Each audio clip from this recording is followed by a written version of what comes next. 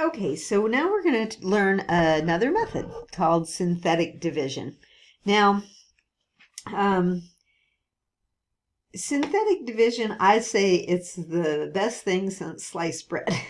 So, think about in the olden days when you had a loaf of bread and you had to make your own slices. They'd be uneven, it was a hassle to do, and now we have bread that you can buy at the store. It's pre-sliced. You get nice, even slices, and it's already done, right? Clean and easy. All right, so that's kind of how synthetic division is to me. You don't have to go through this long division process. It's clean, it's easy once you get the hang of it. And it's pretty quick. You can't always use synthetic division, so long division still has its purposes, so we do use that from time to time, but synthetic division can clean up the process, make it a little bit quicker, and we'll show you how to do that. Okay, so it is a process though.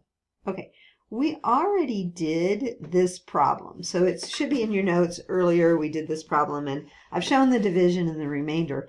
So this is just to explain synthetic division. So what's going on here is you have a lot of polynomial writing, right?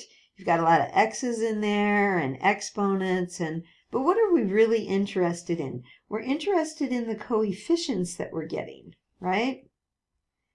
What are we multiplying and adding? And that's what synthetic division is based on. Okay.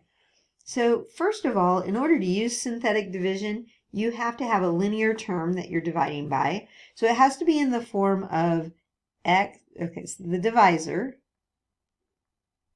has to be in the form x minus, I think they use a k. All right. So that's the divisor. Okay, you can't have like x squared plus x plus 7 or something like that. It's just got to be a linear term that you're dividing by. So that's one restriction to synthetic division. Okay, what we do is we take k, so like in our case, that would be -2, and we write it over here. It's the opposite, or what makes the factor 0. Okay, because remember right here you have x minus k.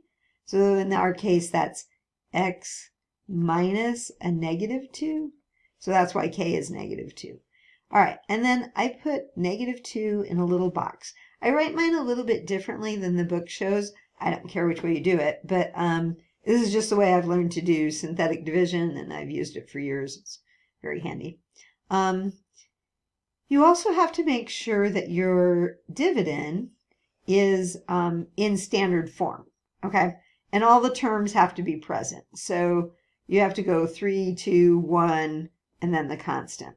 Or, if you're starting with a higher exponent, that's fine too. What you're going to do is you're going to just pull off the coefficients. So 2, -3, 4, and 5. So I'm going to write those. 2, I leave a little space, -3, 4, and 5. You want to leave a little space so it looks like a 4 and a 5 and not like 45 or something. Okay, and then I draw a line. Okay, now we're ready for the synthetic division process. So half the battle is just the setup. Okay. The first number always comes straight down. I don't usually put an arrow, but I'll put an arrow there. So that number's always going to just come straight down.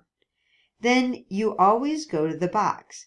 You multiply, so 2 times -2, and you're going to scoot it over 1. Okay, so you're going 2 times -2, and then you write the number in the next column, I guess. Think of these as columns. Okay, so maybe just like watch this process. I'll do it several times, but anyway. Then you add. -3 and -4 is -7. You always go back to the box. Multiply, that's a -14. No, it's not. It's a +14. Sorry about that. So -7 times -2 is +14. Okay, and then you add. And then you go back to the box. So -2 times 18 is -36. And you add. This last number, I always put a box around it. It's the remainder.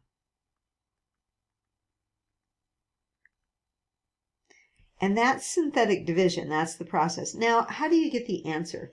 Well, remember that you were dividing by a linear factor.